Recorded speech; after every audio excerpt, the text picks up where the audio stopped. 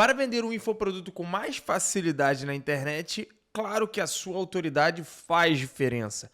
É possível ter sucesso vendendo um infoproduto sem uma construção ampla de autoridade? É possível, desde que você consiga mostrar que o seu método, a sua transformação é totalmente real. Só que a partir do momento que você consiga mostrar isso, que você consegue passar para as pessoas que você tem domínio de um método que transforma, você automaticamente está fortalecendo a sua autoridade. A diferença é que você pode estar fortalecendo a sua autoridade para um micro nicho. Você tem como expandir essa sua autoridade, especialmente utilizando as redes sociais. Foi assim que os grandes infoprodutores cresceram. Mas aonde está o erro que muitos dos novos infoprodutores, dos experts, dos infoeducadores acabam cometendo? Eles normalmente ficam rasos em um assunto um pouco maior, ao invés de se tornarem grandes referências em um assunto muito nichado, num assunto ultra nichado. Então, grandes cases de sucesso muitas vezes começam nesse formato mais nichado e depois podem até expandir a partir do momento que eles já são as pessoas conhecidas que são. Aí é o momento onde eles se tornam o próprio nicho.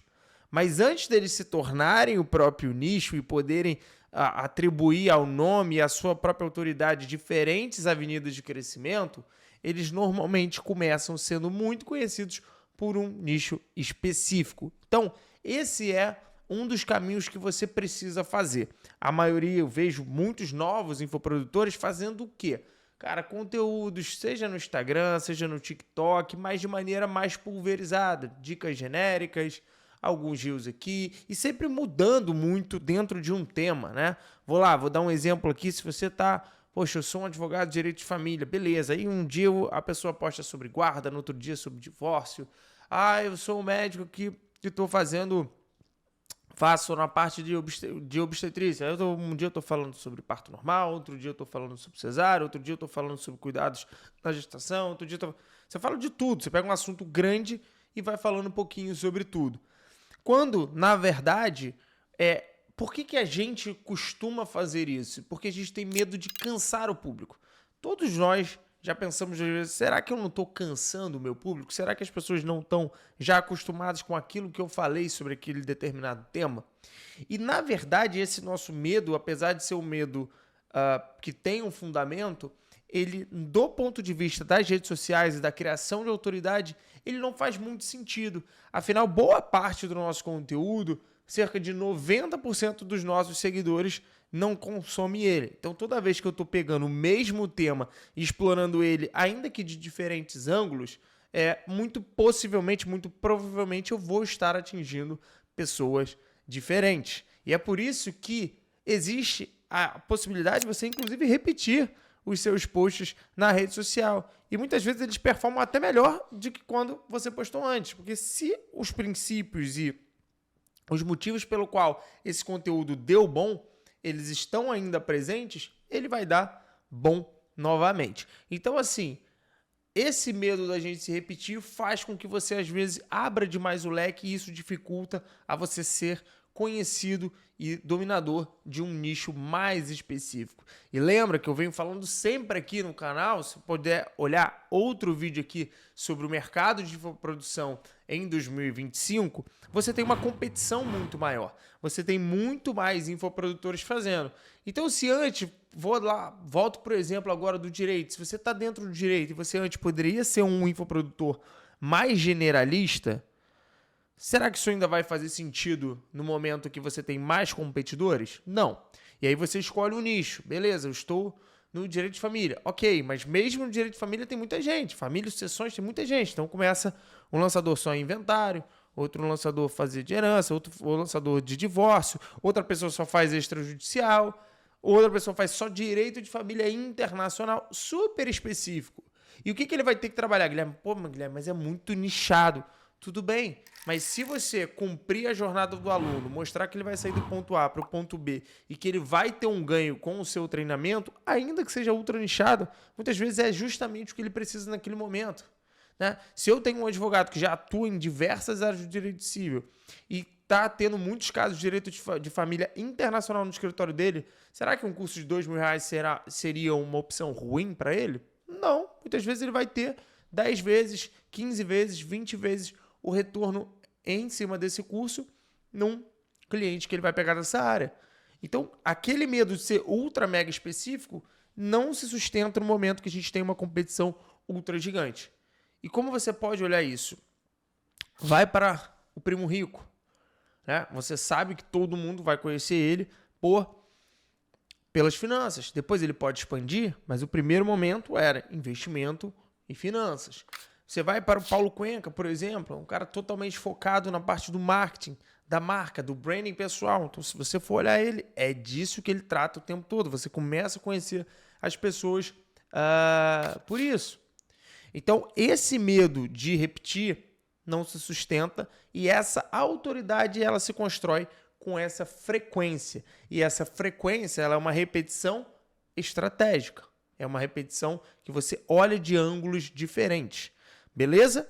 Ah, Guilherme, mas eu vou ficar samba de uma nota só? Não. Novamente, você escolher e defender o seu nicho, repetir e ter frequência nesse nicho de diferentes angulações e construir em volta quem é você, quais são os seus hobbies, o que você defende principalmente, o que você ignora. Esses são os caminhos para você construir uma autoridade com referência na sua área de atuação. E como é que a gente pode ainda aprofundar isso, né? Quais são esses pilares, Guilherme, que eu preciso olhar para construir um conteúdo que me gere autoridade? Em primeiro lugar, uma ideia central inabalável, né? Então, assim, qual é a sua tese? No meu caso aqui, a minha tese principal é: cursos não transformam, infoeducadores sim. Então, eu defendo o fim do infoproduto e a ascensão da infoeducação como elementos diferentes de um mesmo mercado agora ao longo do tempo. Beleza? Ou seja, tudo que eu fizer, todos os conteúdos que eu trabalhar, tudo que eu trabalhar aqui no YouTube precisa estar por trás com essa ideia central. E isso vai envolver algo que muitas das ideias que eu defendo e muitas das ideias que eu rechaço. Perfeito? Mas tudo tem que estar em volta da minha ideia central inabalável. Qual seria a sua ideia central inabalável? O que no mercado te incomoda? O que no seu nicho de atuação você olha e fala: cara, não é possível, eu não acho que as pessoas devam aprender assim. Eu não quero que as pessoas devam ver isso. Então, esse é o primeiro ponto, a ideia central inabalável. Segundo lugar, um conteúdo que revela, mas não entrega tudo. Ou seja, ele ativa o desejo, ele não precisa resolver tudo, a gente quer resolver tudo com o nosso conteúdo. Então, se eu vou falar de uma área aqui da medicina, eu vou falar de todas elas, e cada dia eu vou falar de uma coisa. Não é esse o caso. Nem eu tenho que me propor aqui a estruturar todos os temas da infoeducação. O grande ponto é, você precisa mostrar clareza, quais são os novos caminhos e o que você propõe como alternativa ao status quo daquele nicho que você atua. Bata nisso com frequência que automaticamente as pessoas vão se interessar pelo restante que você tem a dizer. E aí a estrutura de transformação, você pode fazer isso dentro de um treinamento pago. Né? Então, quem acompanha o Érico Rocha, por exemplo, há um tempo atrás, há muito tempo, né? Lembra que, cara, ele praticamente entregava tudo no podcast, tudo nos seus conteúdos do YouTube, e o treinamento dele era onde as coisas eram organizadas. É como se ele entregasse o conteúdo dele como peças soltas de um quebra-cabeça, e o treinamento pago era para ele juntar essas peças com você. Então, entenda isso dentro do teu segmento, dentro do teu nicho. Quais são qual é essa defesa de uma ideia central que você pode trabalhar e como você pode fazer com que os conteúdos ajudem as pessoas a irem em frente, mas que o seu treinamento seja o responsável por essa transformação. Terceiro pilar de 4 que a gente tem, a demonstração do método e essa clareza do caminho. Se você tem claramente um objetivo de levar a pessoa do ponto A para o ponto B, de maneira diferente do que as pessoas estão acostumadas a fazer, isso precisa estar muito claro. Então, framework, mapa, processo, tudo isso fala de autoridade sem você soar como autoridade ou sem você gritar pedindo autoridade. Ou seja, se você tem um passo, por exemplo, olha, eu tenho aqui a metodologia dentro do meu escritório de prospecção, de ativação comercial, de entrega do meu conteúdo, de solicitação de indicação para novos clientes. E esse é meu flywheel, o meu modelo de aquisição de clientes. Se essa é a tua metodologia, venda e traga essa sua metodologia dentro do seu conteúdo. Porque esse é um tipo de conteúdo que traz autoridade. Não só você ficar soltando notas técnicas soltas, que muitas vezes é o que se faz nas redes sociais. Traga a metodologia, traga o seu processo único de transformação para dentro do seu conteúdo gratuito, que naturalmente vai despertar uma ideia e uma visão das pessoas que você tem autoridade para ministrar um treinamento naquela área. E por fim, algo que muita gente não faz e muita gente faz errado: voz, visão e provocação. Hoje, principalmente com a quantidade de pessoas que a gente tem na internet e na maneira como você disputa informação, disputa espaço, se você for neutro, você vai ser só mais um na timeline. Você precisa ter opinião. E o que eu vejo? Muita gente não faz porque tem medo de fazer, ou porque não tem necessariamente uma opinião formada, ou porque tem realmente uma dificuldade de encarar o embate que isso naturalmente traz. Até muitas vezes a saída de seguidores. E 2, tem muita gente que faz errado. O que é? Busca a polêmica pela polêmica.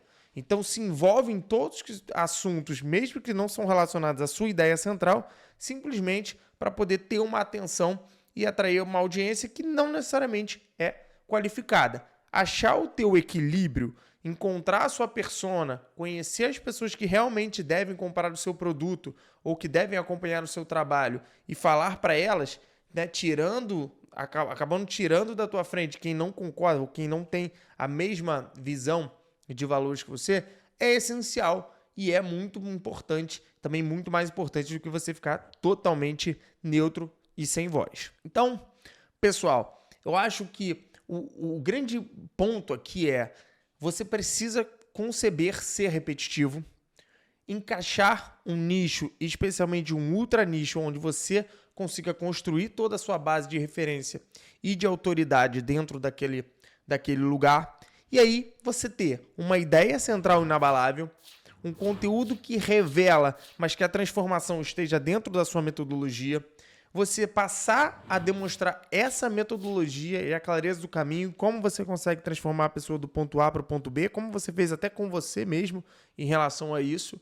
E, por fim, encontrar a sua voz. Deixar muito claro o que você acredita, o que você não acredita e para onde você quer chegar em termos de visão, mundo e valores. Beleza? Fazendo isso, com certeza você vai ver um crescimento da sua autoridade, uma facilitação na hora de você montar o seu infoproduto. Fica ligado aqui no próximo vídeo do nosso canal.